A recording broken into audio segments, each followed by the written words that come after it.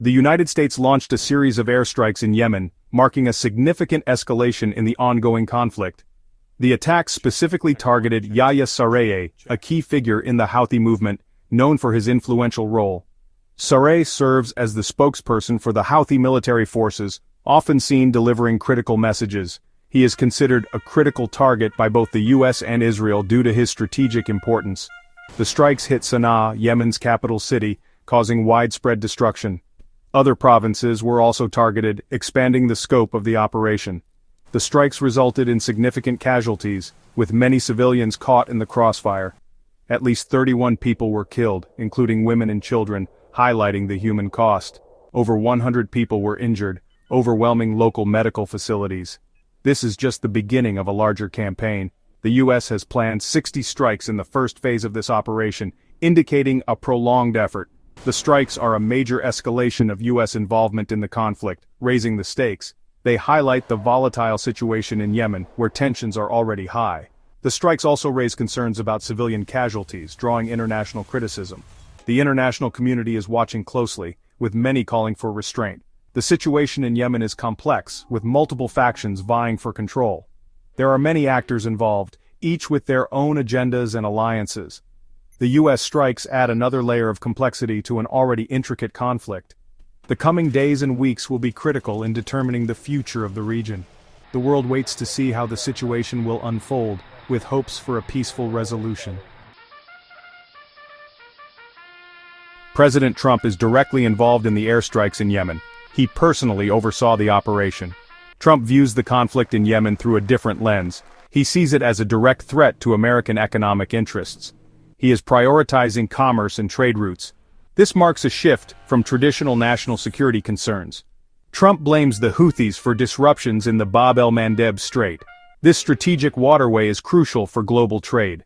It connects the Red Sea to the Gulf of Aden. Disruptions in the strait threaten the flow of oil and goods. This directly impacts the global economy. Trump has threatened overwhelming lethal force against the Houthis. He demands an end to attacks on shipping in the region. This aggressive stance has raised concerns. Experts worry about the potential for escalation. They warn of unintended consequences. The US initially deployed 18 F/A-18 fighter jets in the Yemen operation. These jets were tasked with conducting the airstrikes. However, the operation encountered a setback. One F/A-18 was confirmed lost during the strikes. This incident prompted a shift in strategy. President Trump directly ordered a change in tactics. He demanded increased secrecy. To achieve this, the US shifted to more clandestine assets. F-35 fighter jets were brought in. These advanced jets are designed for stealth. They are harder to detect and track.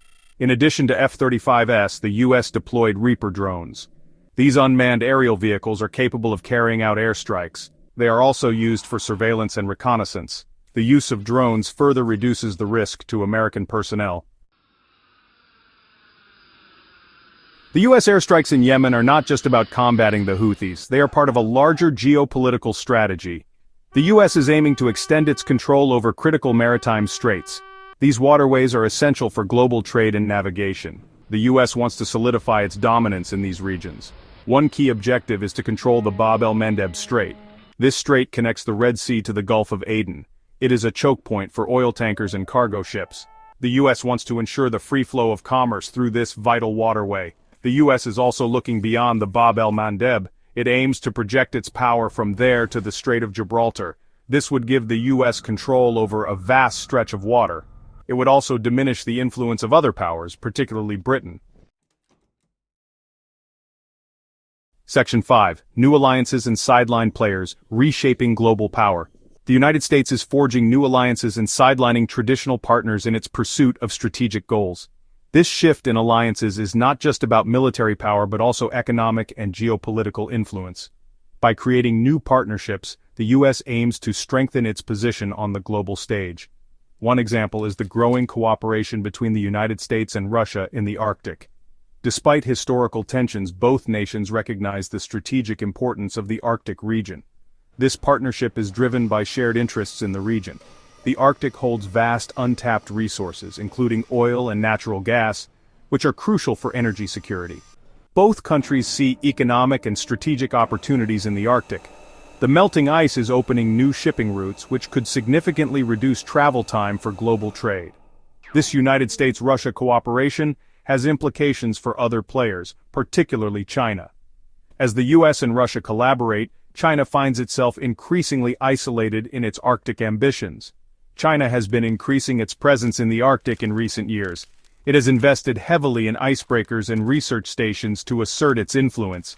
It sees the region as a potential source of resources and shipping routes. The Arctic is crucial for China's long-term strategic and economic plans. However, the United States-Russia partnership effectively sidelines China's ambitions in the Arctic. This exclusion could reshape the balance of power in the region. The United States is also putting pressure on Egypt regarding the Suez Canal. This strategic waterway is vital for global trade, connecting the Mediterranean Sea to the Red Sea. The Suez Canal is another critical maritime choke point. Control over this canal means significant influence over global shipping routes. It connects the Mediterranean Sea to the Red Sea. This connection is crucial for the movement of goods between Europe and Asia. The United States wants Egypt to internationalize the canal. This would mean opening it up to all nations and reducing Egypt's control over this vital passage. This means opening it up to all nations and reducing Egypt's control. Such a move could have far-reaching implications for international trade and regional power dynamics.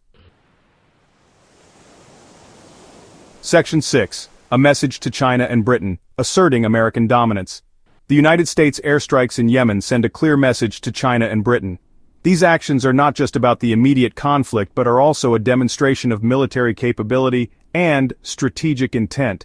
The message is that the United States is willing to use military force to protect its interests.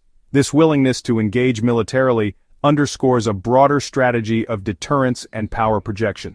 It's also a message about the shifting balance of global power. The United States is making it clear that it intends to maintain its position as a global leader, even as other nations rise. The United States is asserting its dominance. This show of strength is designed to reassure allies and deter potential adversaries. It is challenging the traditional roles of other nations. By doing so, it is reshaping the geopolitical landscape and redefining power dynamics. For China, the message is about the Taiwan Strait. The United States is signaling its commitment to ensuring freedom of navigation in this critical region. The United States is showing that it prioritizes international navigation over sovereign rights. This stance is a direct challenge to China's claims in the South China Sea. This sets a dangerous precedent.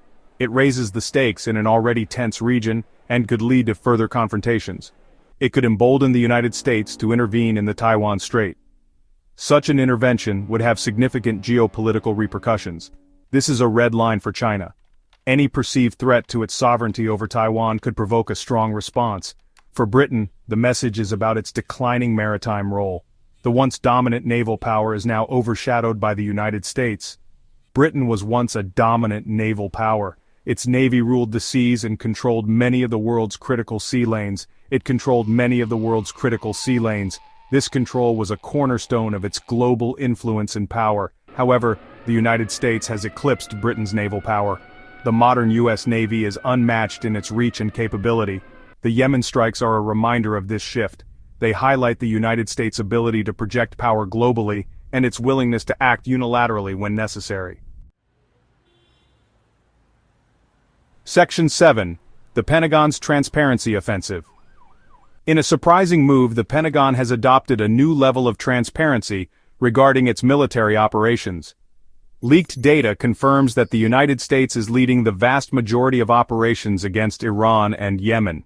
Specifically, 98% of operations against Iran and 96.5% against Yemen are United States-led. This unprecedented transparency is seen as a deliberate strategy.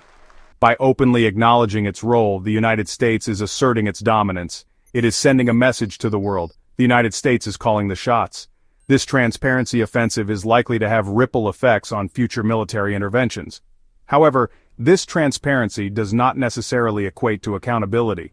The release of this data raises questions about the legality and oversight of these operations. It also fuels concerns about the potential for mission creep and unintended consequences. Section 8. International condemnation and vows of retaliation. The United States airstrikes in Yemen have drawn widespread condemnation from the international community. Iran, Hezbollah, and Russia have all condemned the attacks. They have criticized the United States for escalating the conflict and causing civilian casualties. The Houthis, the target of the strikes, have vowed retaliation. They claim their attacks on shipping are in solidarity with Palestinians and Hamas. They argue they are resisting Israeli aggression. The Houthis have warned of further attacks if the United States continues its military campaign. The international community is urging restraint. The United Nations has called for a ceasefire and a return to negotiations. However, the situation on the ground remains tense. The risk of further escalation is high. Section 9. The Human Cost of War. Houthi Claims and Counterarguments. The United States airstrikes in Yemen have resulted in civilian casualties. The Houthis claim that the strikes have caused significant damage and loss of life. They allege that women and children are among the victims. They describe the attacks as war crimes. The Houthis also dispute the United States' justification for the strikes. They argue that the United States is exaggerating the threat to shipping in the region. They claim that their attacks on ships are limited and targeted. They accuse the United States of using the shipping issue as a pretext for military intervention.